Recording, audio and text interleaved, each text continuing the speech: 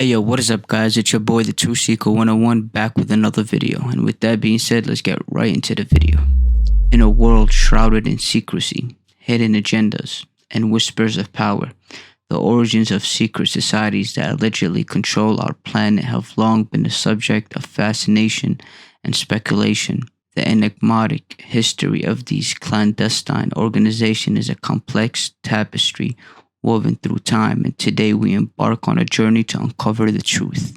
For centuries, the global stage has been influenced by a shadowy hand that transcends borders, governments, and ideologies. But where did it all begin? How did these secret societies amass their power and control? And most importantly, what do they want? From the enigmatic Illuminati, the ancient Freemasonry, to the infamous Skull and Bones, and more, these organizations have played a central role in shaping the world's destiny.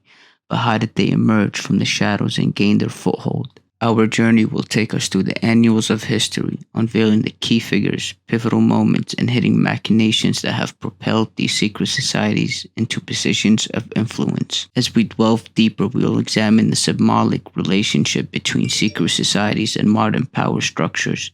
How have they infiltrated our governments, influenced economic systems, and steered the course of history behind closed doors?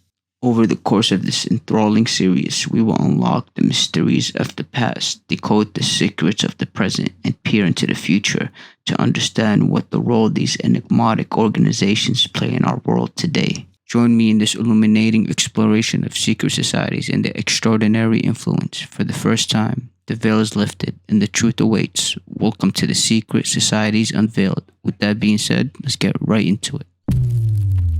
Are you ready to go further down the rabbit hole? Well, fasten your seatbelts, for this is going to be one heck of a ride.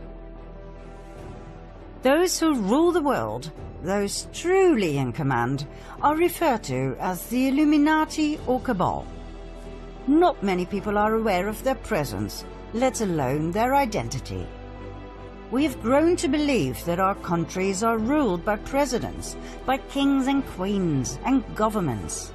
But the truth is, these are mere puppets on a string. Who pull the strings? This small yet mysterious and elusive group that forms shadow governments and who play the world and all of humanity like gods playing chess. Is the Cabal for real? Or is it just a myth, blown out of proportion by conspiracy theorists looking for a common enemy? The Cabal is very real.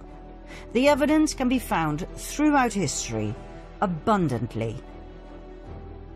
This story covers thousands of years. It is crucial information to understand the modern-day Cabal and the evil we are dealing with. Not only that, it is the only way I can possibly reveal to you the best kept and most shocking secret in the history of mankind. Let's go all the way back in history to the most ancient civilization on Earth, Sumer. Ancient Sumer, 7 millennia ago. What we know stems back from the early writings on clay tablets, written down in cuneiform script. The Sumerian civilization was a highly developed and advanced society with grand cities, temples, and pyramids. Archaeological findings tell us the cities had amazing mosaics, elaborate streets, housing blocks, indoor plumbing, toilets with water flushing systems, and much more. The temple of vibrant colors and depictions of strange animal creatures. Inanna was the ancient Sumerian goddess associated with love, beauty, sex, war, and political power. She was later worshipped by the Akkadians, Babylonians, and Assyrians under the name of Ishtar or Asherah. Many researchers now believe she was Isis of the Egyptians, Diana of the Greeks, and Venus of the Romans. She was the consort of Baal, the deity who demanded child sacrifice. We shall later see whether this is true or not. The ancient culture of Sumer and its polytheistic religion expanded towards the northwest into Babylonia, then even further west. It went to what we now know as Canaan and Phoenicia. More about this group later. There was a second group.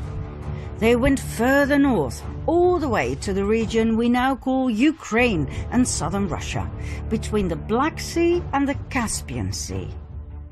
There they took on the name Khazars and called their new homeland the Kingdom of Khazaria, after their ancestors.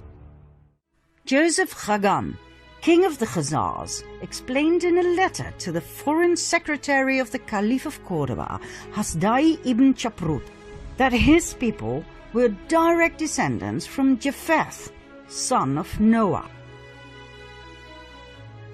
Khazaria was right at the center of the northwestern Silk Road. Merchants who traveled through Khazaria had to pay toll, a lucrative way to swell the coffers of the kingdom. The Khazars were different than the peoples from the surrounding countries. They were described as thieves and spies. They were said to be lawless people who lived a life of sin, of sexual extremities, and of cruelty. They would murder travelers from other countries and adopt their identity. They were masters of deceit. And, last but not least, they were said to worship Baal, also referred to as Moloch, a representation of Lucifer that demanded child sacrifice. In return, Baal was said to reward them with riches, with fame and fortune. The neighboring countries despised them. They hated their sacrificial rituals in which they threw babies into the flames or cut them open to drink their blood and eat their flesh, claiming it gave them incredible power and energy and eternal youth. Urged by these surrounding peoples, the Russian ruler knew he had to do something. In the year 600, he warned their king, Bulan, that their Luciferian practices had to end. He told him they had to convert to either Judaism, Christianity, or Islam. The choice was his. Bulan chose Judaism. But he did not really convert. He merely took elements from Judaism and forged them into his own Luciferian belief. King Bulan and his people lived on and prospered. Nothing much had changed, except for the fact that for outsiders they now called themselves Judeans, which they were not. Mind you, the name Jew wasn't invented until the 18th century. 4 centuries went by. In 965 AD, the Russian ruler, Grand Prince of Kiev, Sviatoslav I, felt they had gone too far with their continued devil-worshipping and child sacrifice. He decided to wipe them out.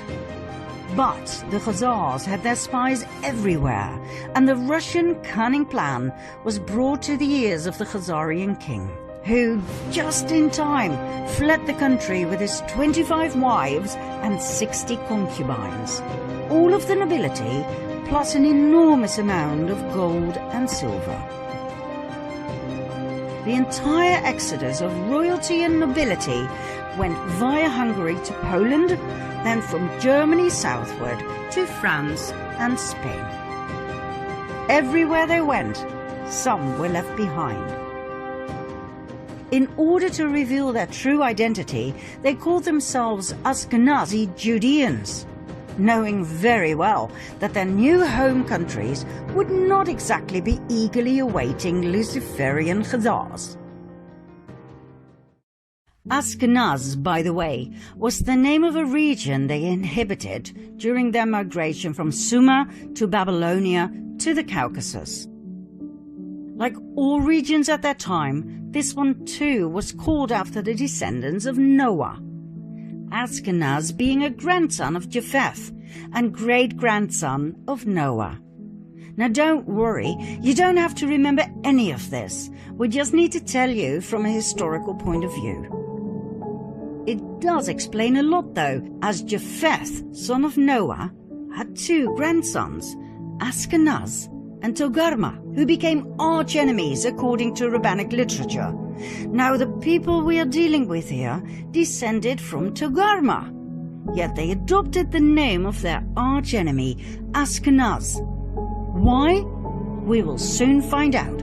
Just remember this, it was all by design. The Ashkenazim settled in their new homelands and swore to rebuild their empire. In no time, they built up an empire of wealth and influence. After all, they were the royalty and nobility of the ancient bloodlines of Sumer and Babylonia. They had the startup capital, so to speak. They swore to take revenge on Russia, the country they had been expelled from. Their revenge also stretched out to the Jews, as in the original people from Judea. Why? Because back in the time of Princess Jezebel, during a situation in which two deities were challenged, they chose Yahweh over Baal. That was their death sentence, as the Khazari and Ashkenazim would never forget nor forgive. Within a few years after they had settled in Europe, they formed an absolute master plan. A plan so big, so intelligent, and so evil, it would change the fate of the world forever. One of the Khazarian families that had joined the exodus from Khazaria was the Rothschild family. That's right, the Rothschilds I talked about in part 2 of my previous series. They settled in Frankfurt, Germany, where they became wealthy and powerful through trade and banking. They called southern Germany Ashkenaz, as a tribute to their ancestry. They offered notes to travelers who left behind their gold and silver, safely stored in the vaults of the Rothschilds, banknotes against deposits. This way they collected an unprecedented amount of riches that, combined with the interest they received, were further used to extend their wealth and thus their power. Meyer Amschel Rothschild had 5 sons who became powerful bankers in 5 large cities: Frankfurt, London, Paris, Vienna, and Naples. In no time, they gained financial power over all of Europe. They became the personal bankers of kings and queens. They even became the treasurers of the Vatican.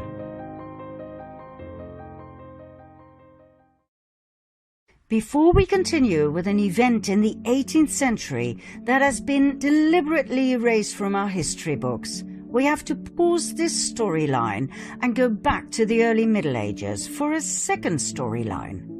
The two will meet during this 18th century event. And when they do, things will fall into place, I promise.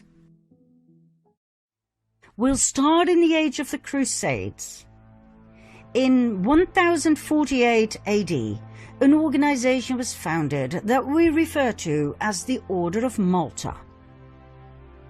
They were founded in Jerusalem. Their goal was dual.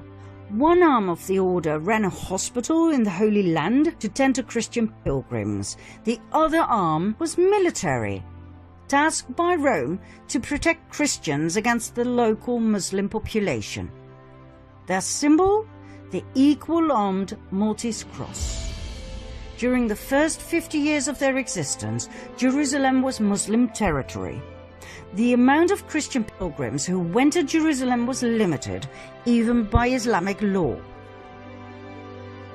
In 1096 AD, the first of 9 wars broke out. They became known as the First Crusade. The Crusades were religious wars initiated and supported by the Roman Catholic Church. Their goal was to recover the Holy Land from Islamic rule. 3 years after the Crusaders had left for the Holy Land, this goal was achieved.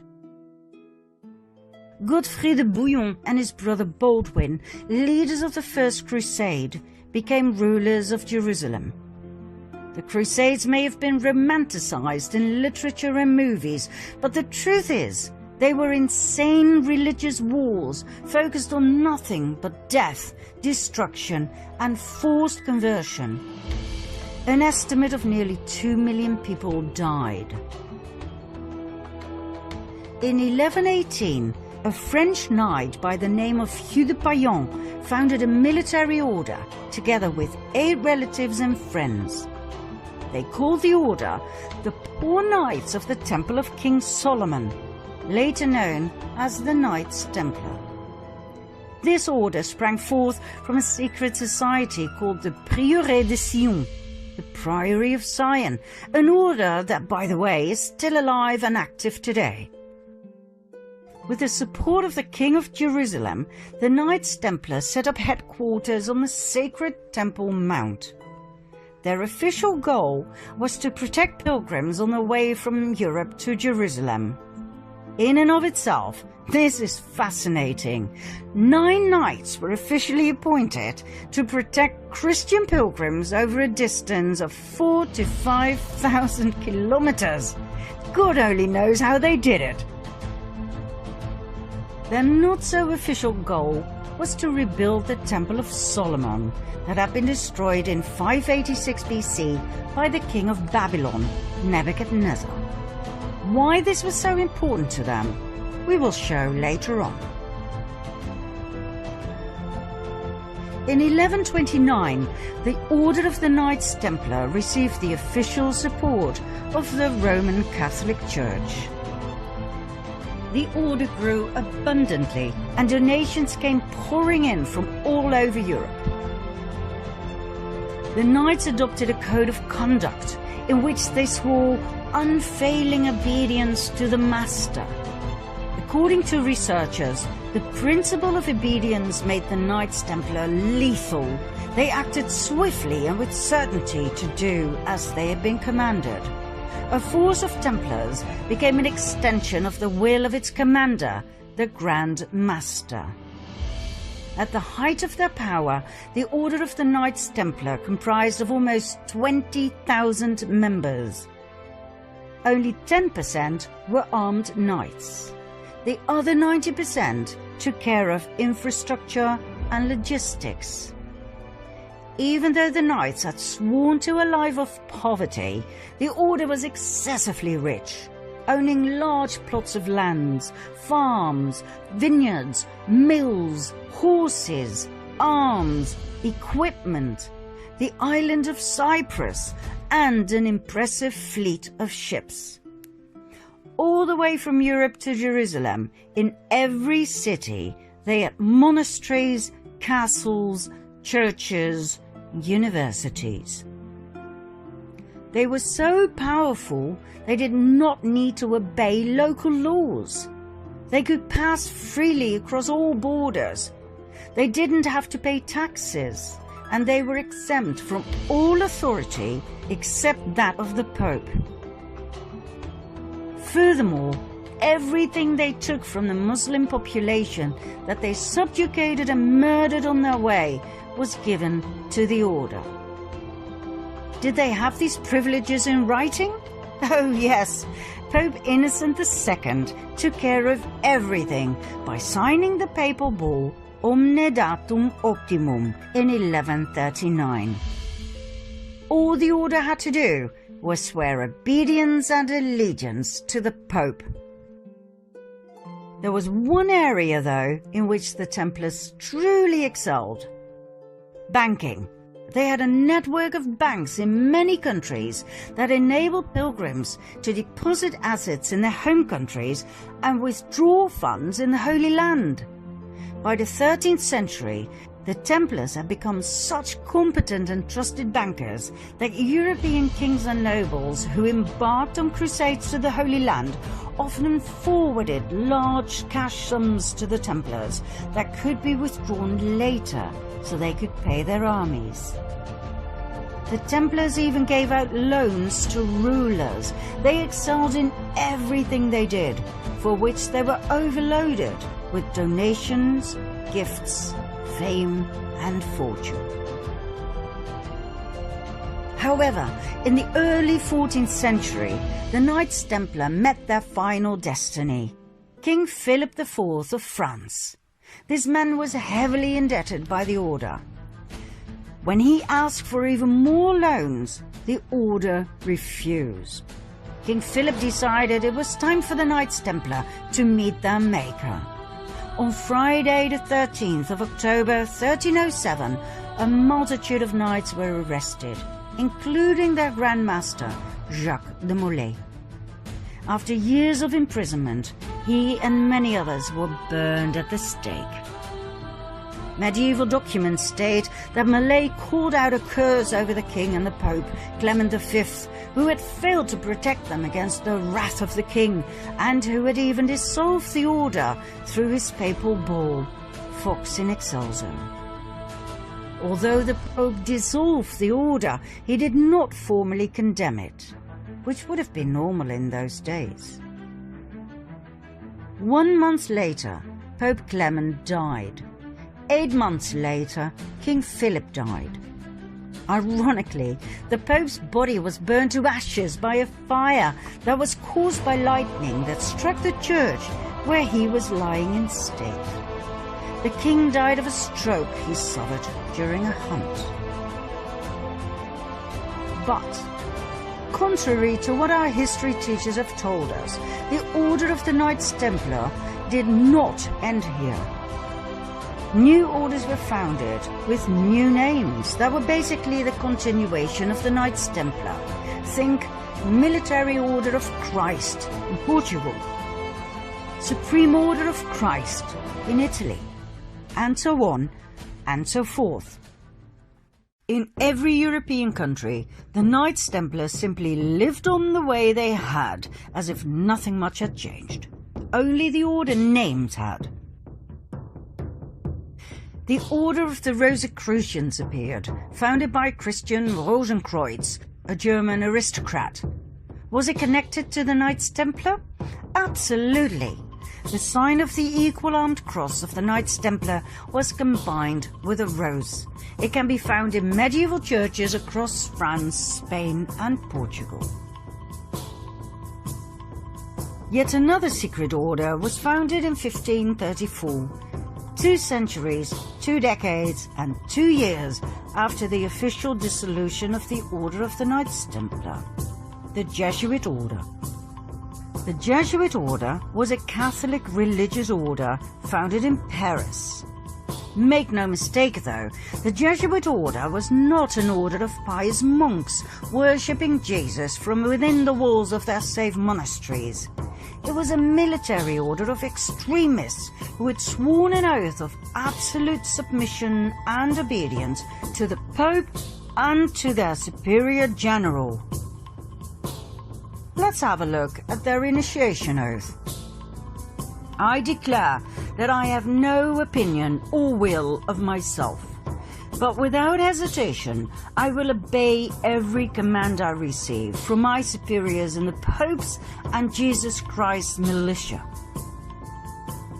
I promise further and declare that when the opportunity arises, I will conduct a ruthless war, secretly or publicly, against all heretics, Protestants and liberals, as I am instructed to do, to exterminate and destroy them of the whole earth, and that I will not spare age, sex or class, and that I will hang up, burn, boil, cook, peel, strangle, and bury these shameful heretics, rip the stomachs and wombs of their wives, and crush the heads of their children against the wall, for the purpose to destroy their horrible race forever.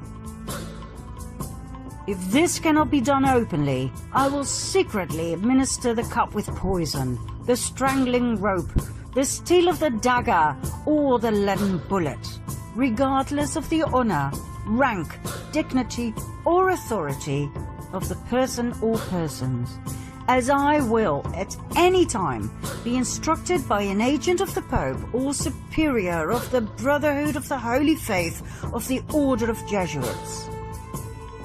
In confirmation of which I hereby dedicate my life, my soul, and all of my corporal powers, and with this dagger which I now receive, I will subscribe my name written in my own blood, in testimony thereof.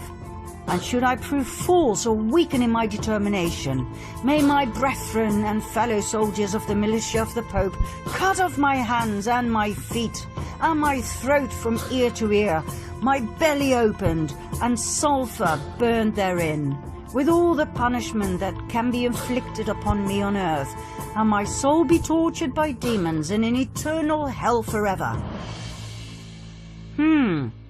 Not exactly what you would expect from an order of Jesus, right?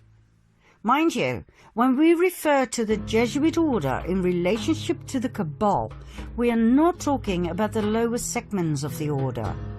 I personally know of Jesuit priests who are wonderful human beings and who've brought a lot of beauty and wisdom into this world. What we're referring to here is the top of the pyramid, the absolute elite of the order, better known as the Jesuit Council. Documents from the Golden Age show us that the Jesuit order grew into an extremely powerful group of men. Their influence went far beyond the religious world. It stretched all the way into the secular. They infiltrated the old Masonic lodges. The Masons were skilled tradesmen in the construction trade. They worked with their hands. They worked hard, physical labor. The infiltrated Jesuits were allowed to join because of their contributions in the area of architecture, science and arts. They were called the Free and Accepted Masons, hence the name Freemasons. The Freemasons were wealthy men with a special knowledge of architecture. It is known that they were especially interested in the Temple of Solomon, just like the Knights Templar. Furthermore, they were focused on the preservation of esoteric knowledge, for instance about the Kabbalah. The fascination with the Temple of Solomon is not the only link between the Freemasons and the Knights Templar. Even today, the York Rite administers 3 orders of Masonry, one of which is the Knights Templar. The Knights Templar of the York Rite is a military branch of the Freemasons, just like the medieval order of the Knights Templar. They both have the symbol of the equal-armed Red Cross.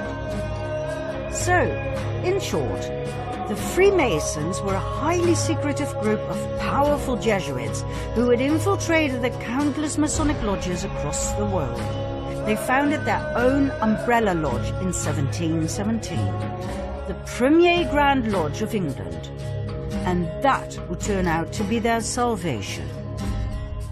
What happened?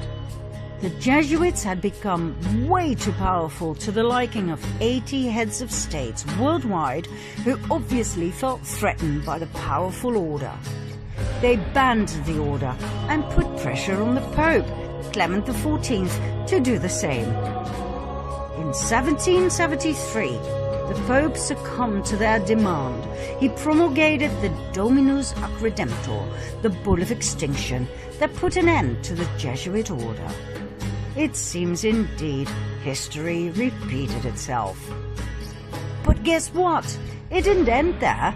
Just like the Knights Templar before them, they continued using another name.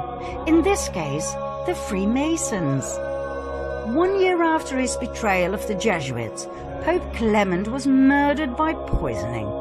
Just like the Luciferian Khazars, the Jesuits too, and their predecessors, like the Knights Templar, had a taste for revenge. Now, we promised that our 2 storylines would come together at an historical event that would massively impact the world. We have finally reached that point. Do you want to know what happened? Follow me to part 2.